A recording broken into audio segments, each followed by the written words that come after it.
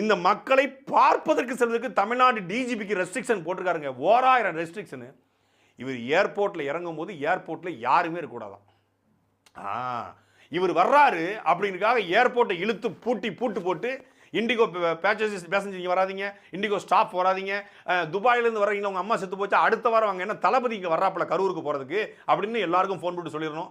Businessman எல்லாருக்கும் நீங்கள் வராதிங்க, ஒரு வாரத்துக்கு லீவ் போட்டுருங்க, உங்கள் பிஸ்னஸ்லாம் இழுத்து மூடிட்டு போங்க, என்ன தளபதி வராரு அப்படின்னு சொல்லிடணும். திருச்சியிலேருந்து கரூருக்கு கிட்டத்தட்ட 82 கிலோமீட்டர். 82 கிலோமீட்டருக்கும் இவர் போகிறதுக்கு எந்த தடையும் இருக்கக்கூடாதான். அதாவது இந்த கிரீன் சிக்னல் போட்டு வச்சுருப்பாங்க இல்லையா, சிஎம் போகும்போது பிஎம் போகும்போது என்ன பண்ணுவாங்கன்னா கான்வாய் போடுவாங்க.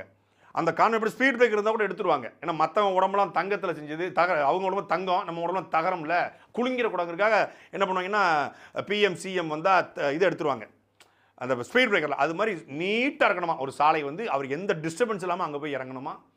அங்கே 1 கிலோமீட்டர் சரௌண்டிங்க்கு இந்த பூகம்பம் வந்தால் ஒரே பாம்படா, ஒரு 5 கிலோமீட்டர் க்ளோஸ் இல்லை, அது மாதிரி 1 கிலோமீட்டர் சரௌண்டிங் யாருமே இருக்கக்கூடாது.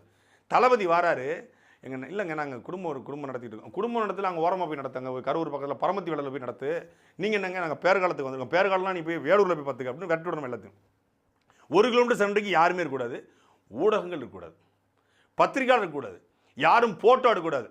சமஞ்ச பிள்ளை இவரை ஃபோட்டோ எடுத்து வெளியே போட்டால் அப்படியே பொண்ணு கட்டு 50 பேர் குமிஞ்சிருவான், யாரும் வரக்கூடாது. இப்படி ஒரு ரெஸ்ட்ரிக்ஷனை டிஜிபிக்கு கொடுக்குறாரு அப்படின்னா அவர் எந்த மாதிரி மனநிலை கொண்ட தலைவர்? ஏன் தமிழ்நாட்டில் தலைவர்களே இல்லையா? இவர் தான் பெருந்தலைவரா, உலகத் தலைவரா?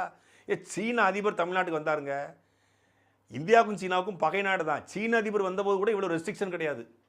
ட்ரம்ப் இந்தியாவுக்கு வந்துட்டு போனார், அப்போ கூட இவ்வளோ ரெஸ்ட்ரிக்ஷன் இருந்துச்சான்னு தெரியல எனக்கு. அமெரிக்காவுடைய வல்லாதிக்கத்துறை தலைவர்